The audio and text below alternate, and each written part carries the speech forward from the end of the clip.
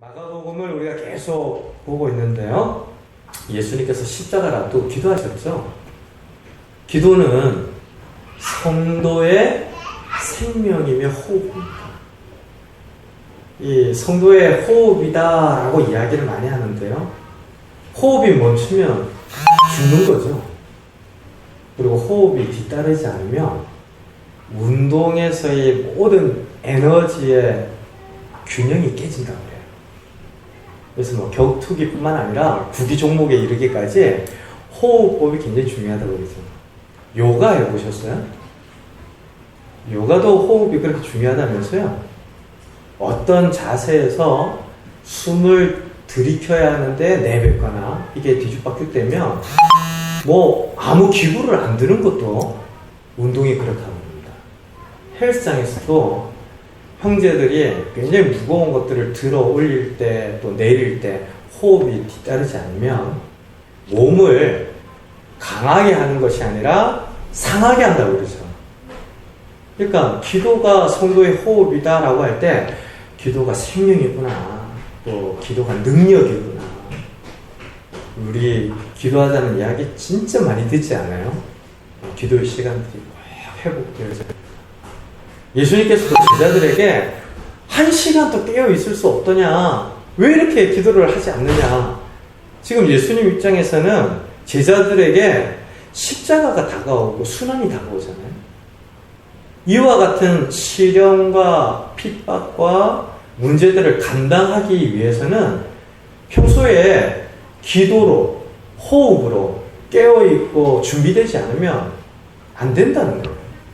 그래서 겟세마네 우리가 기도를 살피면서 예수님께서 제자들에게 기도하기를 바라실 때 이유가 뭐였습니까? 시험에 들지 않기 위하여 한 시간이라도 깨어 있을 수 없더냐, 이렇게 이야기했습니다. 우리 성도들이 이번 한 주의 삶을 시작할 때 100% 시험이 온다라고 보시면 틀림없습니다.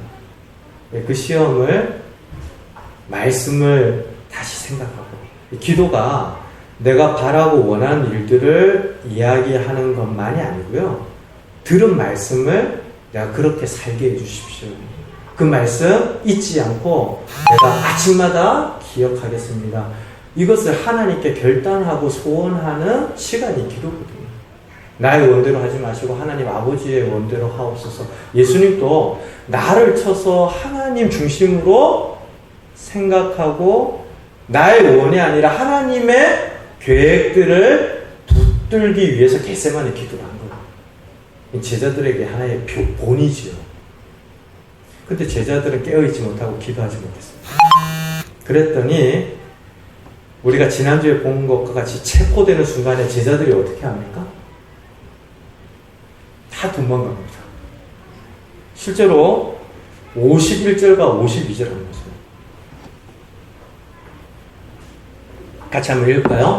한 청년이 벗은 몸에 배 꽃이불을 두르고 예수를 따라가다가 무리에게 잡히매 배 꽃이불을 버리고 벗은 몸으로 도망하니라.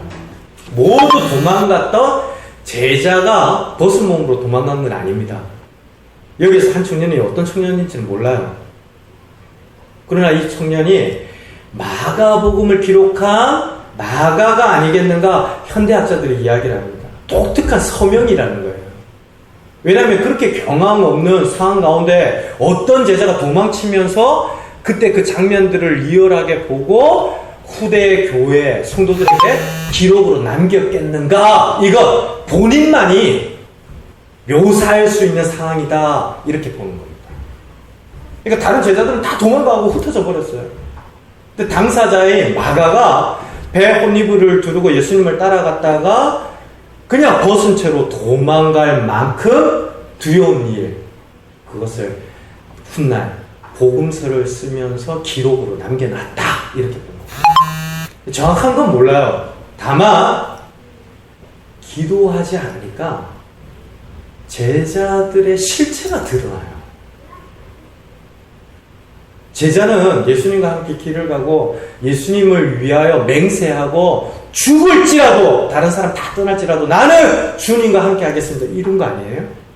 그러니까 제자들도 마음의 소원으로는 주님 앞에 맹세하고 나는 다른 사람 다 도망쳐도 주님 따라갈 겁니다. 베드로가 그렇게 한 거거든요.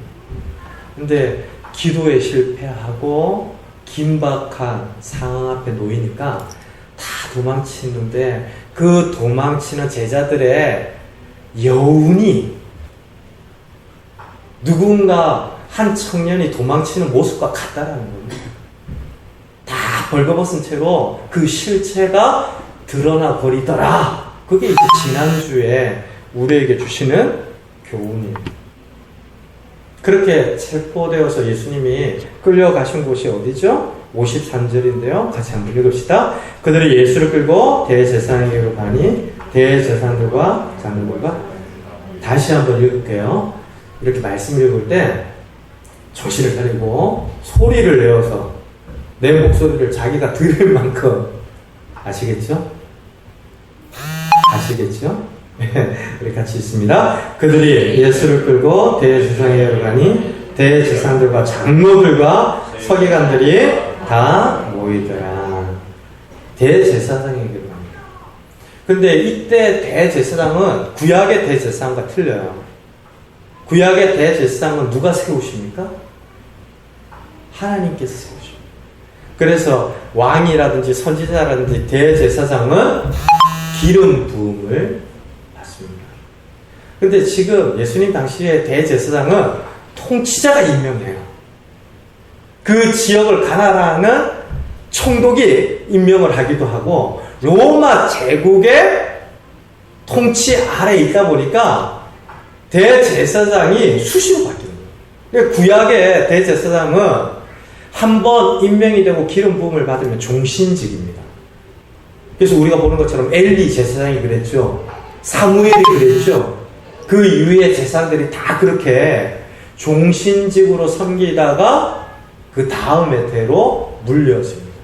아론 집안의 계열의 제사장만이 대제사장이 될 수 있었는데 예수님 당시에는 통치자들, 그 세상의 어떤 권력들이 딱 보고 세우다 보니까 어떻게 되겠습니까? 이게 어용이죠, 어용. 그래서 BC 40년경, 46년경에 헤롯 대왕, 그러니까 헤롯 1세, 헤롯 2세, 헤롯 원조가 그 지방을 관할하는 총독으로 세워졌는데 그 사람 때로부터 예수님까지 27명. 거의 이건 1년에 한 두세 차례 바뀌는 것도 있을 만큼 수시로 바뀌었어요. 그러니까 대제사장이 아닌 겁니다. 이렇게 통치자가 임명하고 통치자의 갑 앞에 놓인 을과 같은 대제사장이 되니까 어떻게 했어요? 눈치를 보겠죠. 잘못하면 자기 자리 다 잃고 월급 끊기고 그러는데 그 진실대로 이야기하고 하나님 말씀대로 가감 없이 이야기한다. 이게 참 어렵겠죠. 어떤 면에서는 진리이신 예수님이 불의한 재판장에 끌려가셨다라는 것을 단적으로 우리들에게 보여주는데요. 대제사장과 장로들과 서기관들이 다 모였다 그럽니다. 이 사내들의 공의회인데 사내들의 공의회가 다 모이는 경우는 긴박한 일이에요. 특별한 케이스입니다. 그리고 지금 이 사람들이 71명, 그러니까 대제사장을 포함해서 71명 사내들은 공회를 이루었는데 이 사람들이 다 모였는지는 학자들도 확신하지 않습니다. 왜냐하면 야밤에 모인 건데 이 새벽녘에 모여가지고 특별 심의 기구를 펼친 건데 설마 71명이 다 깨어서 이렇게 모였겠나? 그 가운데는 예수님에 대하여 호의적인 사람들도 있었다. 이렇게 보는 거죠. 그런데 성경에서 다 모였다라고 할 때에는 그 사람들이 한 명도 빠짐없이 모였다 안 모였다를 강조하는 것이 아니라 뭡니까? 불의한 일에는 그 세력들이요 힘을 더해요. 어떻게든 성도를 미혹하고 넘어뜨리는 일에는 힘을 더합니다. 대적들이 그냥 만만하게 허술하게 약점을 파고드는 게 아니에요. 어떻게든 우리 자신에게도 언제나 긴장을 가지고 속지 말자. 제가 주중에 한번 이야기를 들었는데 금요일인가요? 여호수아서 이야기하면서 에브라임과 므낫세가 대접받고 싶어해요. 우리가 요셉의 자손들이고 힘이 제일 많은 지파인데 땅을 왜 이렇게밖에 안 주냐고. 그러면서 여호수아 앞에 와서 컴플레인을 하는데 불평하는데 실제로 그들이 받은 땅은 제일 크거든요. 제일 넓어요. 그런데도 왜 우리한테 이렇게 이야기하냐, 이렇게밖에 대접을 안 하냐. 근데 그거 이야기는 싹 안 하고 사람이 많은데 땅이 넉넉지 않고 두 지파인데 왜 제비를 하나만 뽑습니까? 그럴듯한 핑계만 가지고 이야기해요. 그러니까 진짜 속내는 땅 욕심이죠. 대접받고 싶고 우리가 이 정도로 우월하다 이걸 드러내고 싶은 거예요. 근데 그런 진짜 마음은 싹 감추고 누가 들을 또 그래 그렇지 두 지파인데 하나만 뽑았잖아. 이건 불공평해 할 만한 핑계를 가지고 불평하고 이야기해요. 참 저는 에브라임과 므낫세만의 이야기가 아니라 나도 그렇구나. 우리가 그렇구나. 진짜 내 중심의 어떤 문제, 막 미워서 생각되는 여러 가지 이런 것들은 말 안 합니다. 그런데 항상 미워도 너가 그렇기 때문에 내가 미워하는 거야 이렇게 이야기를 하려고 그래요. 그래야 나도 보호가 되고 그 사람의 뭐라고 해야 될까요? 충격도 더 커지는 아주 좋지 못한 개성이 사람 가운데 있어요. 그러니까 내가 정직하게 잘못했다. 이거 정말 어렵고 미안하다. 내가 생각이 짧았다. 이런 이야기 진짜 어렵잖아요. 오죽하면 내 탓이오 라고 이야기하자고 카톨릭 쪽에서 운동을 이야기를 했는데 내 탓이오가 어려워져요. 갈수록.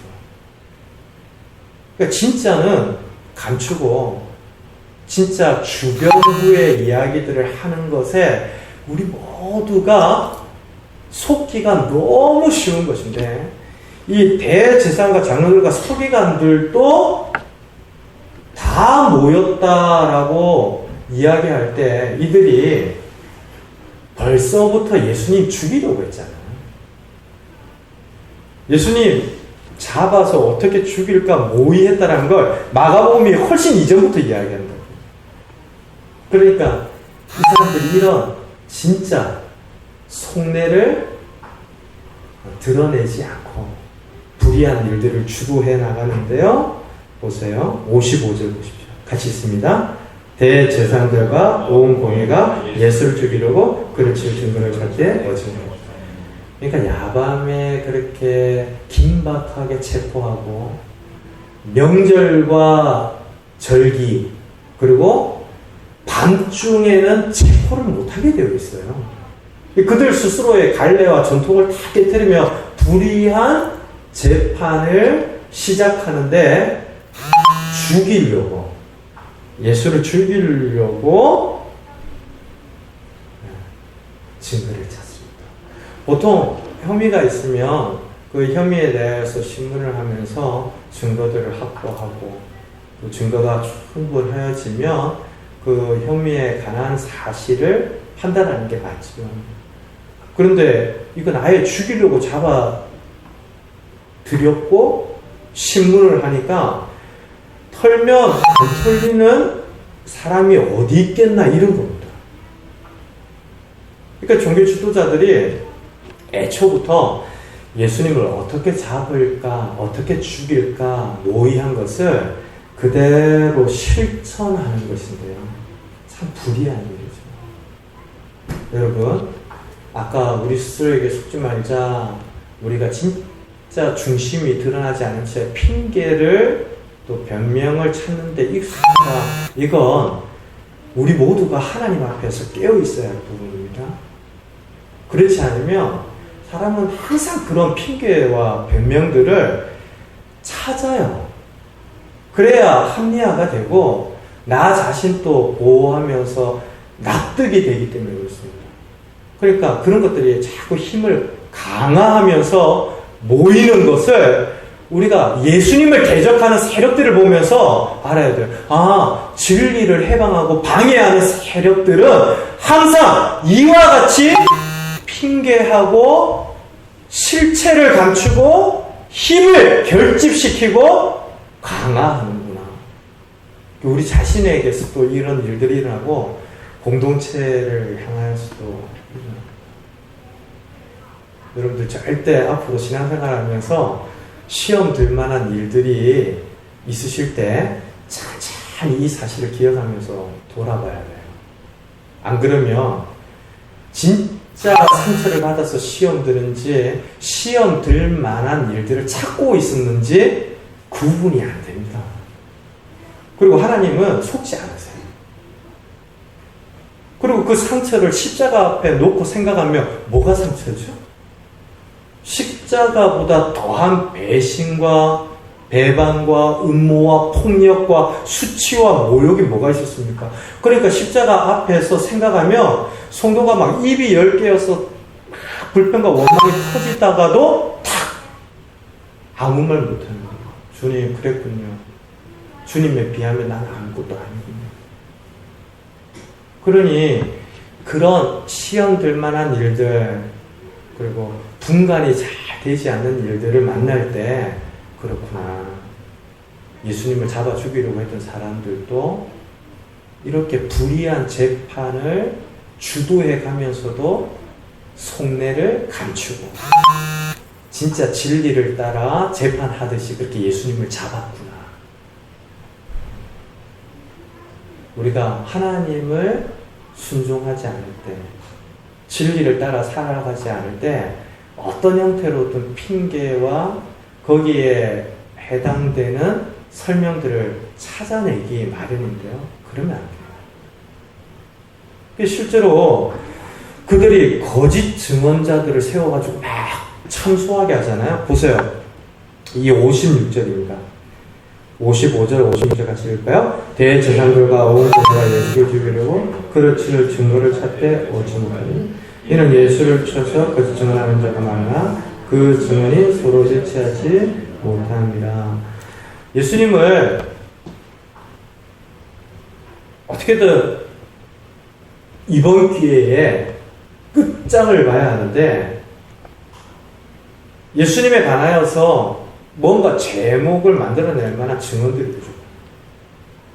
실제로 예수님의 말씀을 듣긴 들었지만 현장에서도 대제사장과 서기관들이 입이 벌어진 채 놀라서 예수님의 말씀에 변론을 못했어요. 왜냐하면 예수님이 하시는 말씀들이 성경에 없는 이야기가 아니라 다 구약에서 행하신 말씀들이었는데 전혀 랍비들과 다른 해석들이었거든요.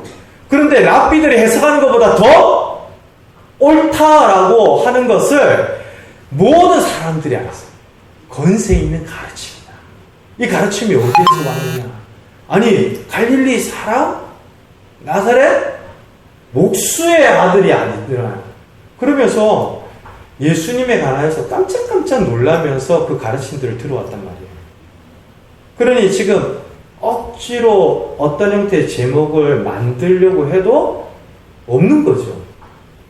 그래서 사주한 거짓 증인들을 증언하도록 막 하는데 율법에서 규정한 증거의 효력을 얻는 건 2명 이상이거든요. 그러니까 증언이 일치하지 않았다는 건 2명 이상의 증언조차도 위증을 못 만들었다라고 이야기합니다.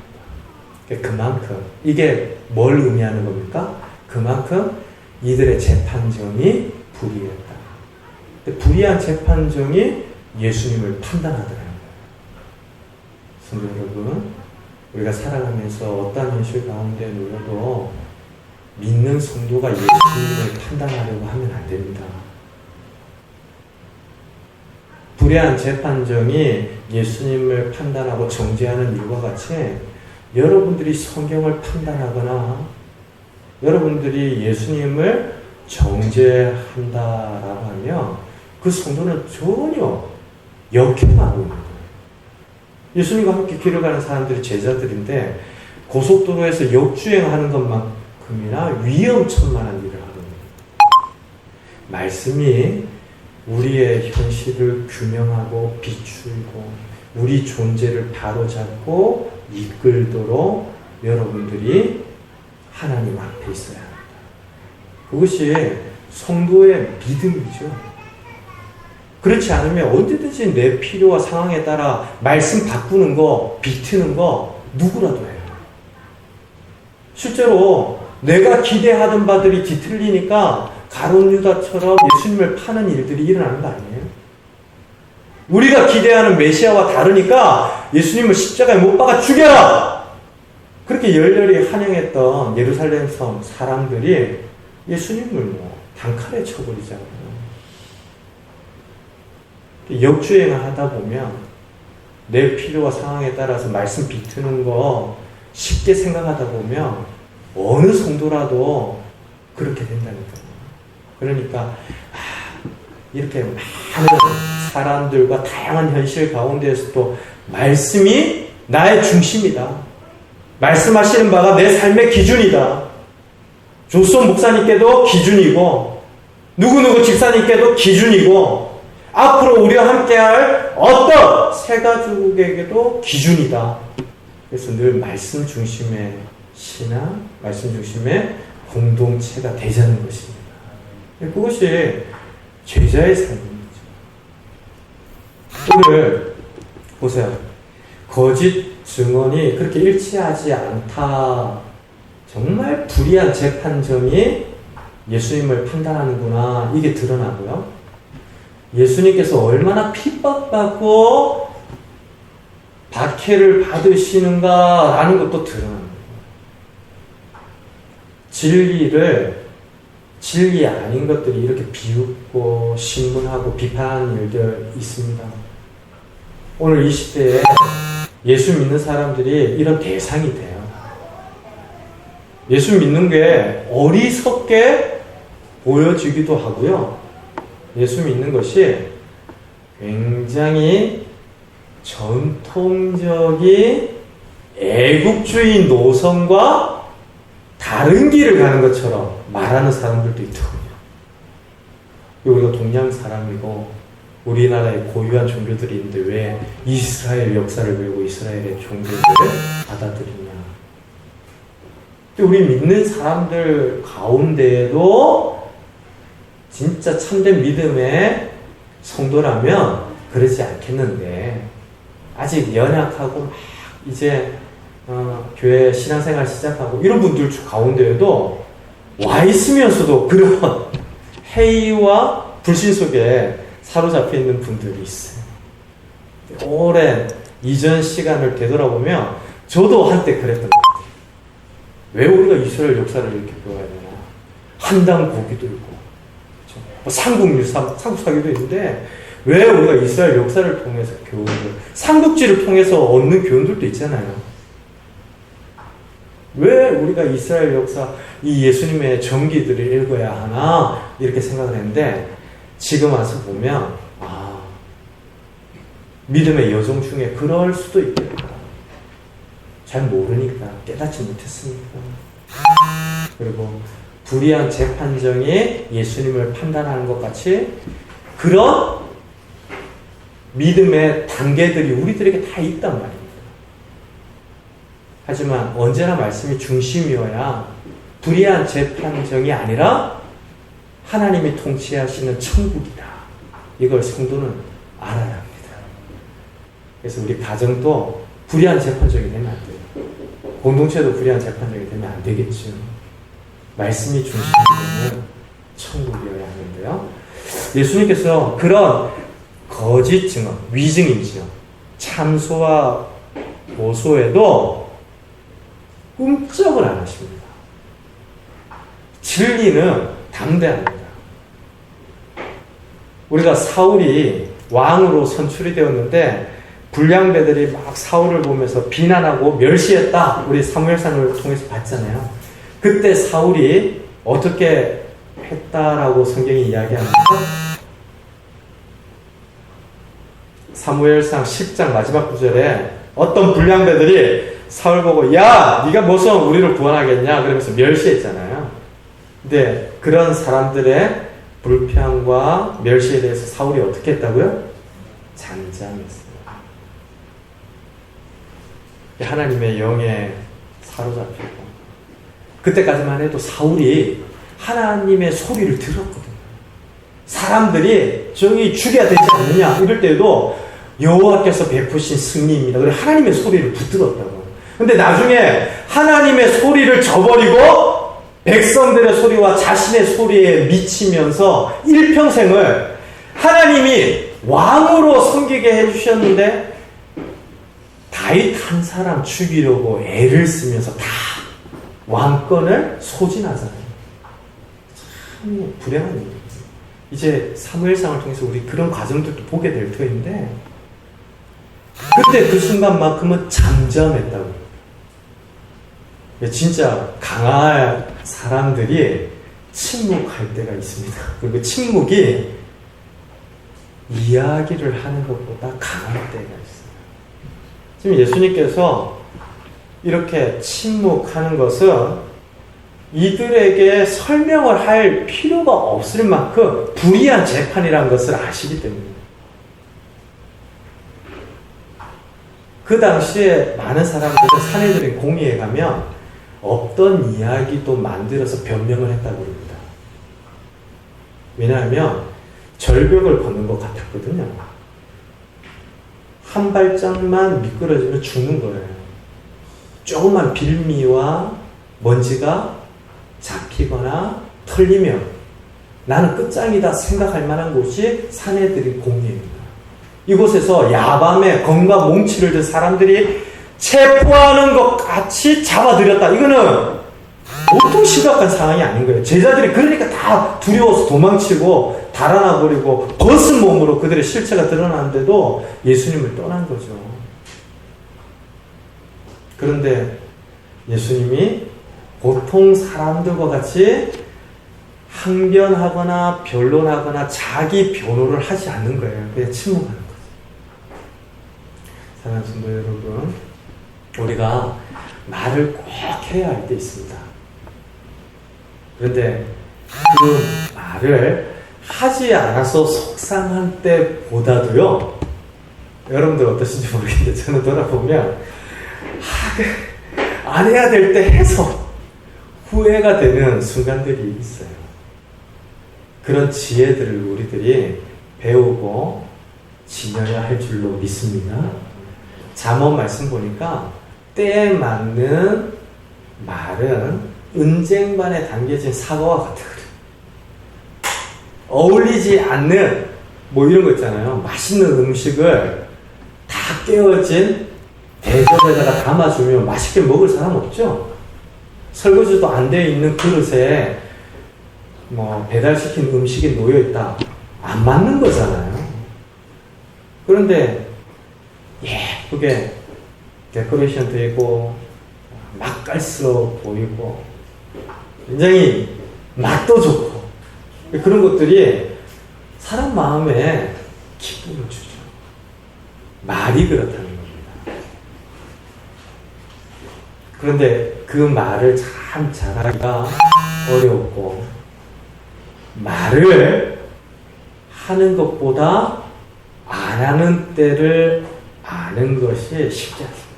예수님이 진리 안에 딱 있으시니까요. 하나님 앞에 딱 있으시니까 뭐라 불의한 일들과 말도 되지 않는 거짓으로 시비를 걸어도 인간적인 반응을 안 하시는 거예요. 우리말로 치면 욱! 근데 우리 성도들도 계속해서 이 땅을 사는 날 동안 그와 같은 인격과 성품이 날로 날로 새로워지고 자라나야 할 줄로 믿습니다. 그래서 욱 하다 보면 세상과 똑같아지는 거죠. 그리고 그 욱 하는 가운데 실수가 나타나요. 우리의 본성도 막 나타납니다. 그리고 한번 흥분하면 흥분하는 건 진짜 쉽지 않은데 그 흥분을 가라앉히지 못하는 경우도 있는데 그런 우리의 인격이 계속해서 말씀 안에서 정금과 같이 연단되어져야 할 줄로 믿습니다. 예수님이 침묵하시는데요. 보세요. 사람들이 거짓 증언을 하기를 58절과 같이 하죠.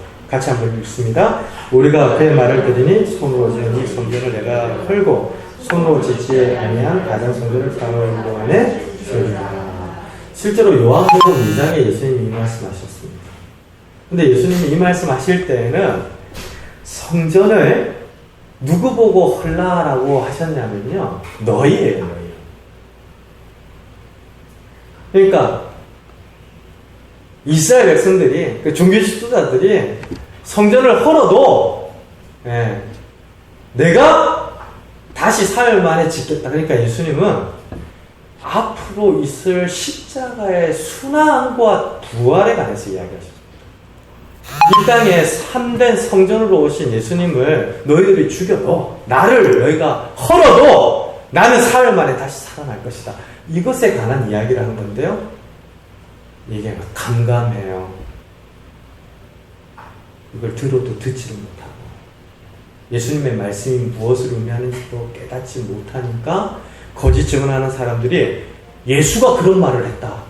예수가 이 건축물들, 이 유형의 성전을 헌다라고 했고 다시 사흘 만에 일으킨다라고 했다. 미친놈이다. 이러는 거예요. 예수님의 말씀을 듣고 깨닫는 성도에게 은혜가 있는 줄로 믿습니다. 그 은혜 위해서 예배 전에 기도하셔야 돼요. 우리가 예배 때마다 기도하고 정말 기도하면서 예배를 시작하는 이유가 거기에 있습니다. 말씀을 들어도요, 참 감감할 때 있어요. 근데 이 말씀을, 뭐가 자꾸 삐룩삐룩하죠, 이거? 뭐, 녹음기인가요? 네. 괜찮겠죠? 여기, 말씀을 듣고 내가 열심히 공부하면 안다. 이것만큼 위험한 생각이 없습니다. 그렇게 치면 뭐 목사님들이나 교수님들이나 박사들은 뭐 성경 말씀에 정통하다 이렇게 해야 되는데 하나님의 지혜는 세상의 그런 방식으로 주어져 있지 않았습니다. 어떤 면에서 정말 오랜 신앙생활을 하시면서 시장에서 장사하시는 어느 노 권사님께서 더 지혜로운 깨달음과 복된 소식으로 살아가는 그런 경우도 있고 성경에 대하여서는 너무 해박한데 진짜 성경을 아는가? 라는 질문에 고개를 숙일 수밖에 없는 사람들도 있습니다. 그러니까 성도들이 언제나 이 말씀을 듣고 알아가는 은혜를 구하고 준비를 하면서 함께 말씀 앞에 서야 하는 것이죠. 성령님께서 보여주시지 않으면, 깨닫게 하시지 않으면 이게 무슨 이야기를 하는 건지, 남들처럼 사는데 뭐가 문제라는 건지, 내가 평생 그러겠다는 것도 아니고 딱 한 번 한다는 건데 뭐가 그렇게 큰 문제라는 건지 이렇게 생각하기가 쉽습니다. 예수님이 그 당시에 비유로 천국에 대해서 가르쳐 주셨는데 예수님의 비유를 보면 그 당시 일상적인 용어들이에요. 씨 뿌리는 비유 어때요? 농경 문화에서는 다 이해하는 거잖아요. 근데 씨 뿌리는 비유를 이야기하는데도 사람들이 알아듣지를 못하고 제자들조차도 이거 무슨 뜻입니까? 이렇게 다시 물었어요. 예수님의 말씀이 너무나 명쾌하고 선명한데도 하나님 나라의 그 영적인 은혜들을 멸망받을 죄인들이 처음부터 스스로 찾고 아는 것이 아니기 때문에 낯설죠. 그러니 우리가 은혜를 구하고 말씀을 배우고 듣는 일에 힘쓰고 말씀이 나의 욕심이나 필요에 의하여 비틀어지고 왜곡되지 않도록 이 땅에서 언제나 귀를 기울이고 들으면서 신앙생활을 하는 겁니다. 지금 거짓 증언하는 사람들의 말이 비틀려 있잖아요. 예수님이 하신 말씀 하나도 아니잖아요. 자기들 편한 대로 왜곡을 해서 예수님을 칠 증거로 삼는데 원래 그 말씀을 하신 예수님의 의도와 전혀 상관이 없잖아요. 예수님이 너무나 이런 불의한 재판장에서 자기 변론과 변호를 하시는 것이 아니라 오히려 침묵을 하시는데요. 60절 보십시오. 같이 있습니다. 대제사장의 가운데로 서서 예수에게 물으되 너는 아무 대답도 없느냐? 이 사람들이 너를 치는 가 어떠하냐? 대제사장도 안달이 났습니다. 당황스러웠어요. 뭔가 증거가 분명해야 하는데 위증자들이 증거를 내놓는데 앞뒤가 안 맞는 거예요. 그걸 본인들도 아는 거예요. 그래서 예수님한테 어떻게든 말을 해라! 라고 요청을 60절처럼 하는 건데요. 왜 아무 대답이 없느냐? 이거는 질문이 아니라 명령입니다. 반드시 변론해라. 그런데도 예수님이 침묵하고 아무 대답도 하지 않으시죠. 이렇게 진리 안에 있으시니까 세상이 들쭉날 것 같은 공포의 법정 안에서도 예수님이 마음의 평정심을 잃지 않고 담대하게 계신 건데요. 대제사장이 질문을 합니다. 61절 우리 같이 한번 읽을까요? 침묵하고 아무 대답도 안 하시고는 대제사장이 하신 물어 이르되 내가 찬송받을 이의 아들 성도 여러분, 대제사장의 질문은요 유대인들은 입에 담지 못할 질문이에요. 대제사장이 이런 질문을 했다는 것 자체가 굉장히 놀라운 질문이에요. 이건 불경스러워요. 이 질문 자체가 신성모독입니다. 지금 찬송을 받을 이라고 하는 것이 하나님이거든요. 근데 이게 하나님에 대하여서 너무 두려움, 경외심을 가지고 있었던 사람들이기 때문에 그 표현을 하나님이라고 잘 안 해요. 그래서 다른 표현으로 하나님을 이야기하는 것이 구약적인 전통과 표현 안에서 익숙했습니다. 그래서 찬송받을 이는 누구예요? 하나님. 근데 지금 법정 앞에 있는 예수님은 그들이 볼 때는 사람이거든요. 사람을 보고 너가 하나님의 아들이냐? 이거는 그들 유대인적인 사고로는 도저히 받아들일 수 없는 질문입니다. 대제사장이 예수님이 하시는 바의 일과 증거들을 통하여서 그에게 증거로 판단하고 정죄할 증거로 책을 잡기 위하여 하는 질문치고는 굉장히 역설적인 거죠. 아니, 정말 이걸 못 깨달았다면, 몰랐다면 이렇게 질문하면 안 되는 거예요. 그렇다고 이 사람이 진짜 알았다라고 하기에도 어려운 것이 유대인의 왕 같은 거죠. 예수님이 십자가를 지셨을 때 그 위에 제패에, 그 명패에 유대인의 왕 붙었거든요. 근데 실제로 유대인의 왕이십니까? 아니십니까? 왕이 맞죠. 그런데 그 사람들은 유대인의 왕이라는 것을 알고 유대인의 왕이라고 쓴 겁니까? 아니면 비웃기 위해 쓴 겁니까? 비웃기 위해 쓴 거죠. 그런데 성경 안에서 우리는 알죠. 그들의 비웃음과 그들의 조롱과 그들의 멸시가 하나님의 지혜 안에서 오히려 낮아질 것이고, 그들이 지혜롭다라고 비웃고 멸시했던 그 사실이 하나님의 지혜 안에서 약하고 낮은 이들을 일으키고 온전케 하는 능력이 될 것이다 라는 것을 우리는 그와 같은 역설들을 통해서 알고, 진짜 유대인의 왕이셨어요. 유대인의 왕이신데 사람들이 못 알아봤던 거예요. 지금 내가 찬송받을 이의 아들이냐라고 묻는 대제사장의 질문이 대제사장과 종교 지도자들을 향한 하나님의 판단이 된다고요. 진짜 그렇게 질문할 정도로 예수님에 대하여서 알았다면 지금 이렇게 불의한 재판장에 예수님을 세워놓으면 안 되는 거잖아요.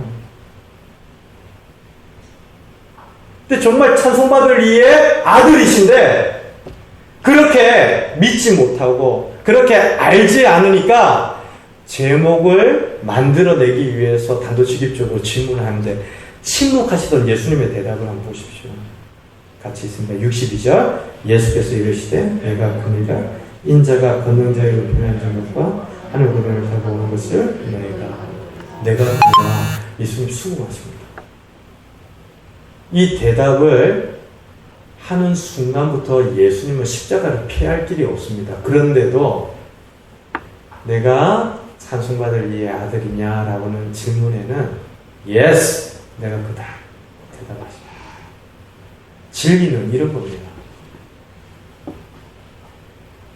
진리 안에 있어서 사소한 시비와 정말 불의한 일들에 대하여서는 꿈쩍도 하지 않다.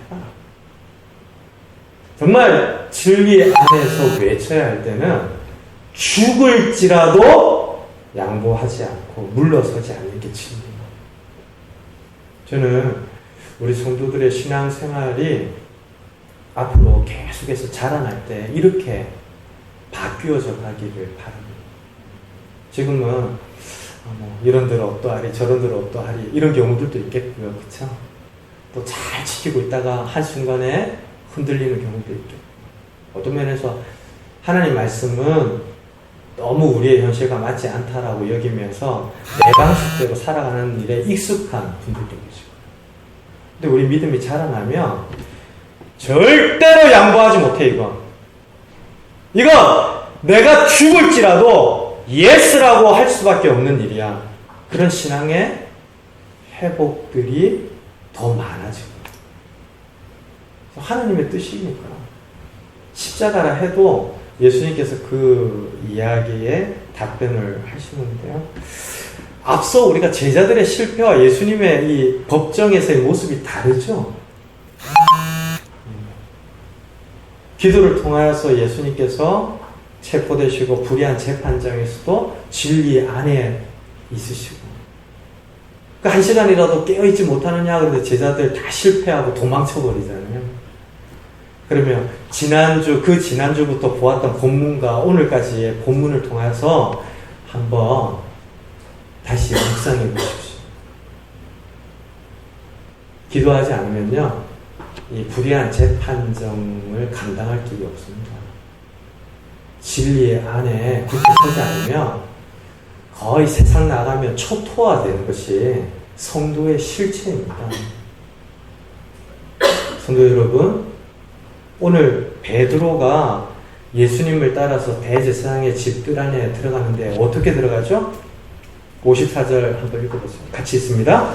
베드로가 예수를 멀찍이 따라 들어가서 아래 사람들과 함께 앉아 불을 쬐더라. 멀찍이 따라가요.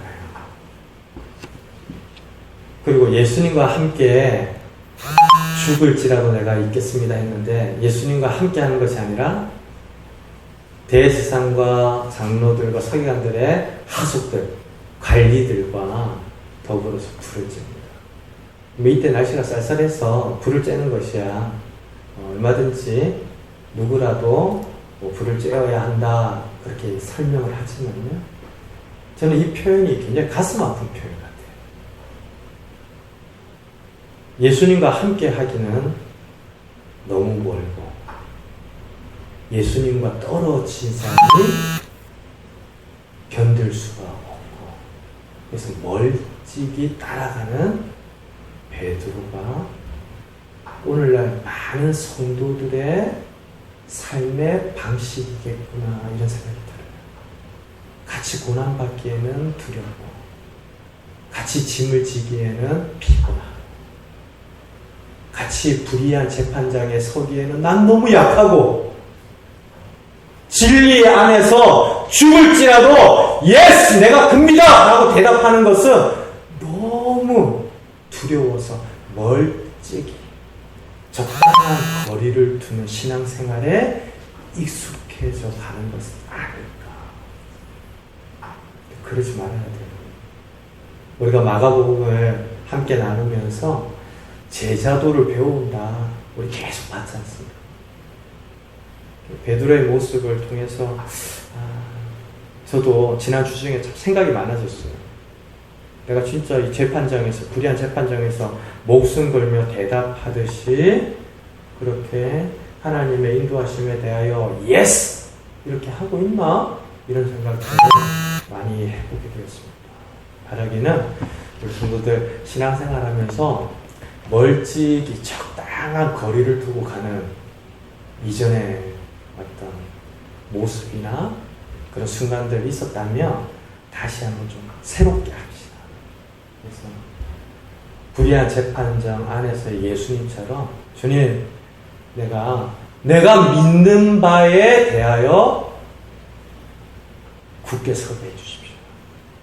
내가 믿는 바 하나님에 대하여 굳게 서고 내가 믿는 바 하나님의 말씀을 꽉 붙들고 그래서 우리의 현실이나 주변 사람들의 소리에 밀려서 거리를 두는 것이 아니라 하나님과 함께 이번 한 주 동행케 주옵소서.